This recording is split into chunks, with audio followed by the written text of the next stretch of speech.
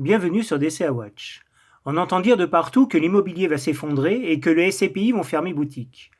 Faut-il être catastrophiste alors que par définition l'immobilier est un investissement de long terme? On a vu dernièrement Amundi diminuer la valeur des parts de ces SCPI. C'est le cas par exemple pour Edissimo dont la valeur de part a perdu presque 15%, ce qui nous ramène à la valorisation de 2011 comme si on avait perdu une décennie. Si on regarde à plus long terme, sur les 30 dernières années, l'immobilier et donc les SCPI ont connu deux périodes de crise majeures.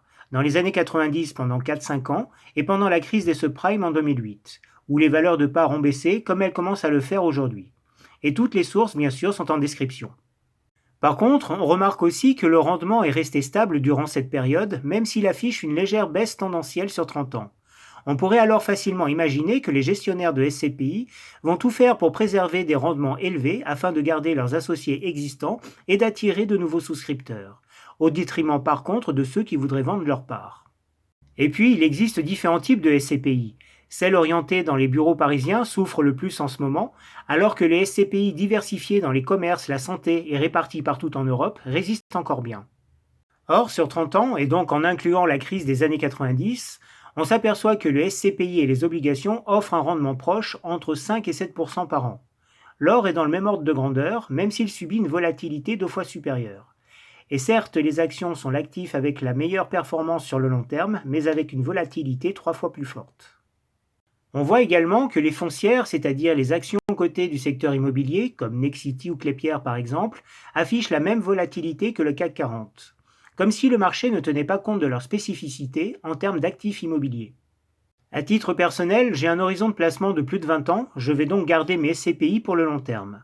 Anticipant le sommet de marché, je me suis constitué un matelas de liquidité qui me permettra d'investir à nouveau quand on retrouvera de belles opportunités. Et d'ailleurs, j'ai pu constater la résilience des SCPI pendant le Covid, où dans le pire des cas, les revenus ont diminué de 30% avec un rattrapage 6 mois plus tard. L'important est de diversifier selon les types de SCPI pour profiter des différents cycles et des opportunités dans plusieurs pays. Et si on les compare avec un ETF investi en foncière cotée, très clairement les SCPI affichent une vraie résilience sur le long terme et je n'ai pas envie de les brader alors qu'on ne connaît même pas l'ampleur du futur ralentissement économique. Et il faut aussi intégrer qu'en 3 ans, nous avons subi le Covid, la remontée des taux, la guerre en Ukraine et la crise énergétique qui en a résulté, notamment en Allemagne, première économie européenne. Bref, on assiste peut-être aujourd'hui à un réajustement normal des SCPI alors qu'elles étaient restées très stables jusqu'à présent. Voilà mon opinion sur le sujet. Donnez votre avis en commentaire et si vous avez d'autres statistiques, n'hésitez pas à les partager, c'est toujours intéressant. Sur ce, bon investissement à tous.